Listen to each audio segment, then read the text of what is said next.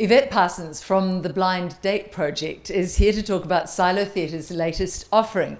It's subtitled One Woman, 29 Dates, and it runs at Q Theatre through to September the 21st. A very warm welcome and kia ora to you. Now tell me about the story. It really does concern Anna. We've got loose details, but this is not a tightly scripted, tightly written story at all. In fact, it's quite the opposite, isn't it? Absolutely, there is no script. Wow. Absolutely no script. So it's all improvised live on the night, and the actors haven't met each other. The lead actor, Natalie Medlock, who plays Anna the date, doesn't know who's going to walk into the bar that night. Oh, really? And what do you play in it? I'm the bar person. So you are the same every night? I'm the same. Well, I'm the same character, but I'm not. I don't have a script either. I do have some interaction with the dates when they speak to me. So I've got my own improvisation to do as well. And you're literally ad-libbing. You're just having to pick up the energy on that night. Is that what goes on? Yes, but we know our characters. So for actors, it's quite relatively easy to do if you know your character and you know your situation. But it is quite exciting and thrilling. It must be wonderfully stimulating to have to be that organic as an actress. Is it? You have to be so on the ball every night. Yes, but it's so much fun. In what ways? What makes it different from a piece of scripted theatre for you as an actor? Well, it just flies every night, it's live, so you are responding as you do in real life, something happens and you respond, accordingly. It's just so much fun. Give us an example of the latest season where you've had a really wild night and come off the stage and said that was one of the best. Oh gosh, there's so many of them. We had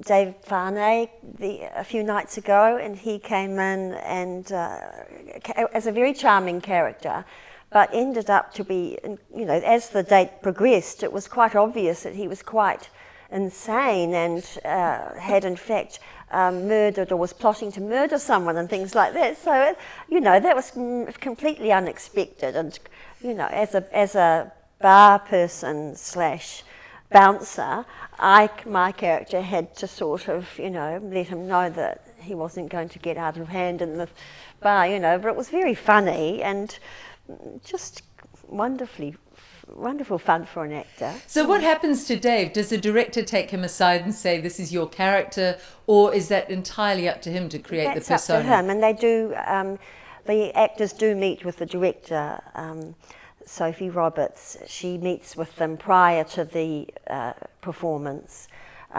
possibly a few days before or something like that, and the actor gets to sketch out a character that they feel would be fun to do, and Sophie directs the show live every night via mobile phone.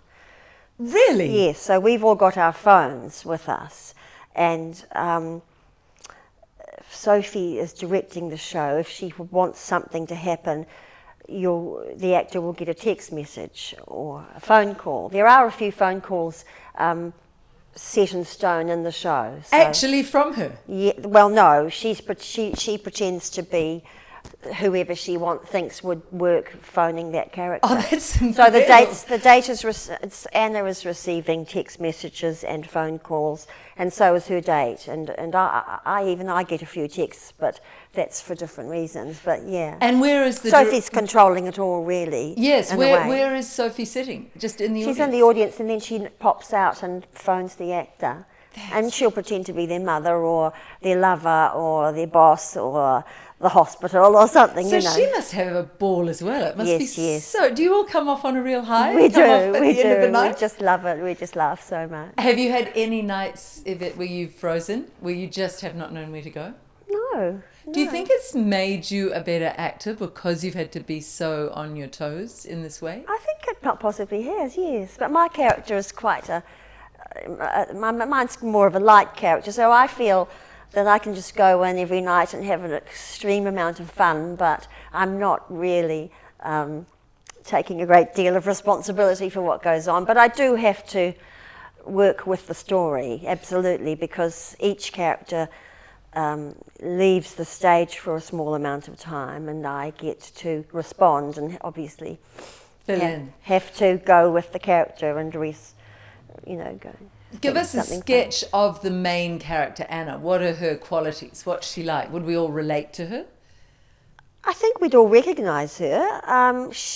Natalie plays a number of different ways, not just one way. She's got a selection of different, types of people that she can be. Fun. And she doesn't know who she's going to be till quite shortly before the performance, when she chooses a costume that will go with that character. So she might be a wild party girl. She might be, she could be quite a shy, religiously inclined person or something like that, Yeah. So it's not the same. It's not the same date every night. So she's not the same person every night either. Had you seen this on stage before? No, I hadn't. I did not see it before. Because it was a huge hit for Silo Theatre back in 2014 when it last had its outing. Yes. What's its genesis? What's the history of this play? It came from Sydney, didn't it? It came from Sydney. For a theatre company called Ride On Theatre Company in Sydney created it. For an actress called Bojana Novakovic. With a name like that, she needs her own play, really. Yes, wonderful actress name. And I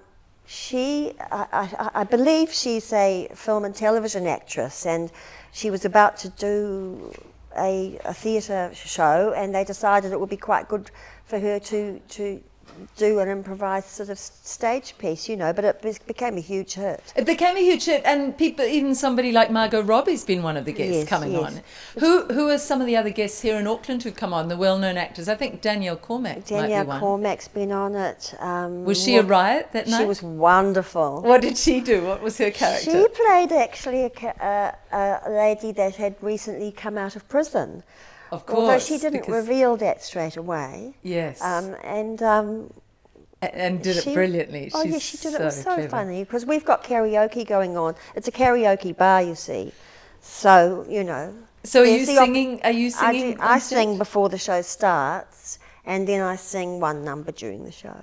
What I'm not giving too much away. It must be so fun. So it's gone all around the world, hasn't it? I believe so, yes. I know it was on in LA, and it's been on, I think, in New York. But it is a big hit of a show. In a way, it's a little theatre sports-ish, isn't it? It's got resonances of theatre sports, do you think? You're having to throw each other ideas and pick them up straight away. Yes, but improvisation is just something that a lot of script writers, a lot of scripts grow from improvisations and things, Mike Lee works like that. Yes. It's just, a lot of film is made like that. I've made shows based on improvisations before. Well, let's talk about your background, Yvette. What is your background? Take us through where you've come from. I know that you've just recently been involved with The Luminaries. Yes, I did a role on The Luminaries. It's not on yet. That's a BBC production. I'm just a jobbing actor, so I do theatre and some TV and film and things when I can. Never just. You're the mainstay, you actors who go around and. So are you based? I've written my own shows. You've written your own shows. Yes. Are you based more in Auckland or Wellington or Auckland. both? Yeah.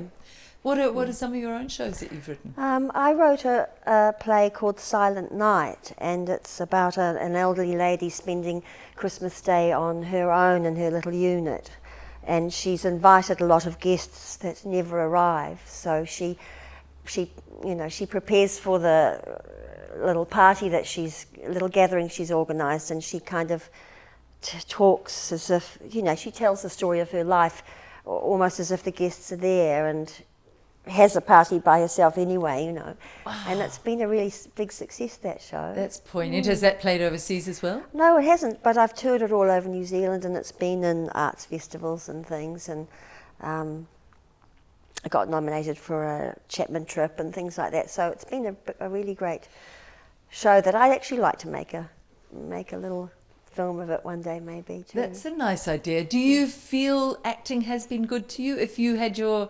choices all over again, would it be this life you'd choose again? Absolutely. What is it for those who are thinking of acting that you have found so rewarding, so fulfilling in this career choice? Well, I have a lot of fun. Yes. and I think we all crave stories all the time. We're always, as human beings, looking for stories to reflect on our own lives, or to understand other people, or just to laugh at the world, and human beings just need that. And so I'm very happy to be creating and being part of that kind of thing. It's wonderful. I absolutely agree. And there's something about live theatre, as good as film is, there's something about interacting with these figures up on stage, just being the audience, having that energy interaction that's so the audience magical. Is sort of a part of, the audience is always a part of every performance. Yes. And it probably goes back that time immemorial memory in our cells somehow, our DNA of being around fires, and we did stories. That. We told those stories before the electronic media came in. Yes, or making up stories to explain the world before there were any scientific explanations for the stars or anything like that, I love that. So for someone umming and ahhing about coming along, they'll have a jolly good laugh. They'll be absolutely on the edge of their seats wondering what's going to happen. What else will they get from the Blind Date project? Does the audience contribute ideas? No, they don't. They don't. Although, maybe one night someone will come up and want to do a karaoke song or something, but because we've got a live bar there, Wow. But no, once it starts, I think people just settle in to watch, because it's so much fun to get that close to a dating couple and find out what's going on in the conversation. And the first date is always awkward, so that's funny. I think it sounds delightful. The Blind Date project, is it going anywhere else apart from Auckland? No. That's a real shame, but it's Silo Theatre, Blind Date project, and it's through until September the 21st. Don't miss it. Wonderful. Thanks, Thank Yvette. you. Yvette Parsons.